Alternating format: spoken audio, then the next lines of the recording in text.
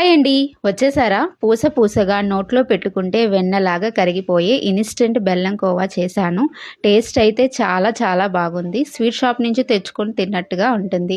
ముందుగా ఒక ప్యాన్ తీసుకొని అందులో మరిగించి చల్లార్చిన పాలు, బెల్లం తురుము, పాల పొడి వేసి బెల్లాన్ని కరిగించాలి.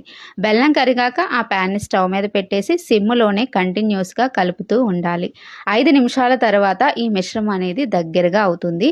అప్పుడు ఇందులో నెయ్యి కూడా వేసుకొని కలుపుతూ ఉండాలి. అయితే కన్సిస్టెన్సీ ఏ విధంగా ఉండాలంటే ప్యాన్ నుంచి సపరేట్ అయిపోతూ మనం వేసుకున్న నెయ్యి అనేది పైకి తేలుతూ ఉండాలి.